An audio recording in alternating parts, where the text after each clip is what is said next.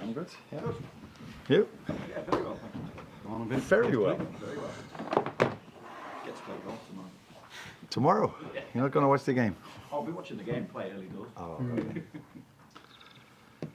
Is the weather like this tomorrow? I'm hoping so, yeah. As long as it's dry. Yeah, that's right. Arne, just going to start with maybe 2 in 1 here as regards team news. Obviously, Harvey Elliott has picked up that injury. How disappointing is that for him, and how long is he looking at the same time? Is Chiesa now ready to come in and impact the squad for you as well? They always have one question, and that's why they ask 2 in 1. Harvey is, of course, a big disappointment for him, but not only for him, also for us, because okay, he didn't play that much in the first 3 games, but he played a lot in pre-season and he showed himself really well. So, of course, when he stayed fit, he would have had a lot of playing time in the upcoming fixtures. But now he isn't, and that also gives a chance to someone else. So it's first and foremost a blow for himself, and in the end also for us, because I think availability is important in the phase of the season where we play 7 games in 22 days, I think. So it's a blow for the both of us, but he will work as hard as always to come back in the best possible way. And then Federico has trained with the team now 3 or 4 times. So let's see how he does today and which decision I make, because we have more than 20 players. So if I choose for a position or if I choose the ones that are the fittest at the moment. During the international break, there's obviously been those quotes from Kelleher saying that he wants first-team football and will have to look elsewhere. How do you deal with a situation like that, where a member of the squad is effectively unsettled because he wants that opportunity for first-team football? I would be really worried if a player comes out saying, I don't care about playing first-team football. I like it so much on the bench, I want to stay there for the rest of my life. That would be a bigger worry for me. So it's normal that they want to play, but it's also normal that a club like this that tries to compete for trophies has more than 11 players that can play.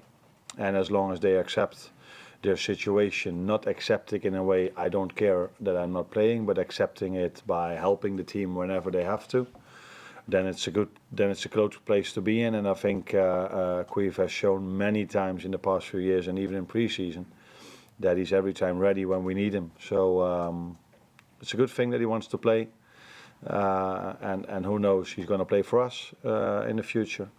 At this moment, I think it's also quite clear that Alisson is the number 1. But last season he played many games, so normal situation for a player to be in if you're not playing, that you want to play, but he handles the situation really well. 3 wins to start the season without conceding, which doesn't happen too often. It seems a big factor in that has been the form of Ryan Gravenberch.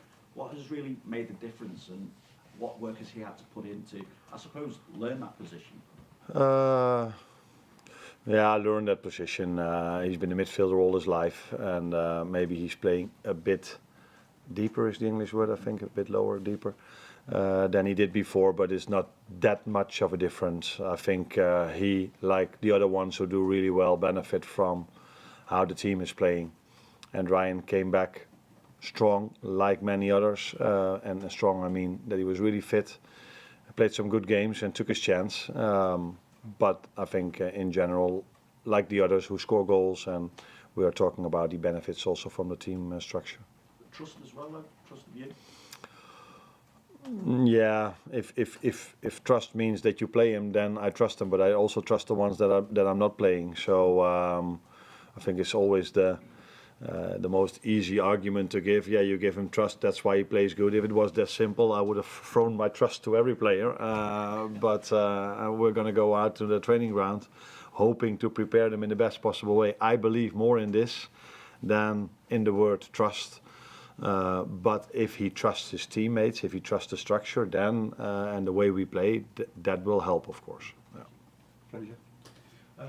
Given the international break after the 3 games that you'd had and such a great start, is there any concern that the momentum that you built up there might be interrupted because of that? That's always the questions after 2 weeks. But if you saw them playing with the national teams, I think the momentum is still there for the individual. And now let's see if they come back together, if they can play the same way as they did in the last few games. But it also depends on the opponent you face. So sometimes they make it more difficult for you, or than in other situations. So of course we look at ourselves a lot, but you also have to relate it to the team you face. And Nottingham Forest hasn't lost this season yet. I think they won the last 2 games of last season, so they're in a good place as well. So it's going to be a tough one and an interesting one to look forward to. And in terms of the defence, not having conceded a goal so far, how much work did you initially think that you needed to do on that when you first arrived? Was that one of your top priorities when you got here? Yeah, to tell them exactly what the opposite of what you are saying. The defense is keeping a clean sheet. In my opinion, it's not the defense who keep a clean sheet. It's 11 players who keep a clean sheet, and that's why we try to convince them constantly about this. Because in an ideal world, we don't need Alisson. But that ideal world is still not there, because against United we needed him a few times. Against Brentford we needed him one time in particular, and against Ipswich in the first half as well. So it's a team performance that we don't concede, and that has a lot to do with us putting in a lot of work without the ball. Hi, Arne. In terms of the contract situations of Trent, Virgil and Mohamed Salah, how much of a distraction is it? And would it be better if the situations were resolved quickly? It's again the boring answer which you're going to get from me as long as there's no news about this, but we don't talk about contract situations over here. Is it distractive? Is that what you use for me? No, it isn't, because I'm fully focused on the individuals in the team, and they are part of the team, and trying to work with them in the best possible way to get the best out of them. So it's not a distraction for me at all. Trent played 2 full games for England over the break, played very well.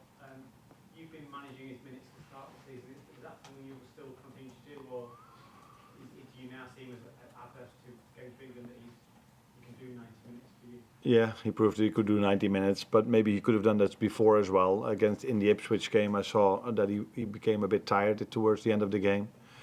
But he played 2 games afterwards, so I think he's completely ready to play 90. And sometimes in the beginning it was that I saw he was tired, and sometimes it's also having another player like Conor Bradley who can do the job really well.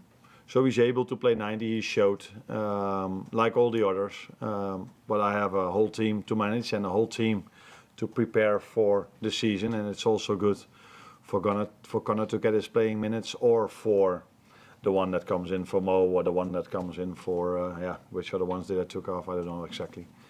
So it's not always you guys, and I understand, try to look always at the individual. I look at the team. And I have to prepare the whole team, the whole squad, for the upcoming fixtures. Can I just check, did everyone return okay from this afternoon? The Leicester McAllister seems to have maybe a little issue. Yeah. Yeah, he was out in the last game, but he trained with us yesterday. But of course, the press conference started with a question about Harvey Elliott. He didn't stay fit, unfortunately, so he's out for a longer time. But I'm expecting Maka to be with us tomorrow. Nobody else? No, I don't think anyone else do it. No. Arne, you've had a very settled team so far, but with this schedule now with 7 games in the next 3 weeks, do you see that as you're going to have to change in terms of rotating, and it's going to give opportunities to players that haven't had those chances so far this season? That's something that I decide before every game. So my former teams were able to play. We were actually playing almost every game with the same players, but it's a different league. So I might have to adjust to that, but it also depends on what they show. So and what they show, I mean in terms of physique. In the first 3 games we were really strong physique, but we only played 1 game each 7 days. Now they have a point to prove, and I assume that they all want to play every game. So if they want to, they have to show up every time, and I don't mean in also in quality, but especially in work rate. But we have more than 11 very good players, so I can use more. But I can't tell you now if I'm going to do so or not. That I'm going to decide before every game that comes up. And I get some feedback from medical staff, performance staff, where they are and what's the best thing to do, and then we make the decision before every game. Hi, Anna. A alongside Trent, there was actually 10 of your squad who played 2 full games over this international break, and of all the English teams playing in Europe, no one else had more than 5. Do you accept this as a price of success, or is there a chance maybe you might be having a bit of a quiet word with some of the international managers ahead of October in November? In some situations, I was really happy with the fact that they played 90. So Gerard Kwanzaa, I think he played 2 times 90. Kostas Tsimikas played 2 times 90. Cody played a lot of minutes, and we were just discussing that I've played in the first 3 games mostly the same players. Conor Bradley played 2 times 90. So it was for now it was a present that I got from most national team coaches. Maybe in the future I would sometimes. Would love to be a bit different, but it's a positive thing that we are in such a good place that we have 10 players that can play every minute for the national team. It says a lot about the quality we have. Well done. Yeah. Next door. Thank you. Thanks, Arne. Thank you. You're welcome.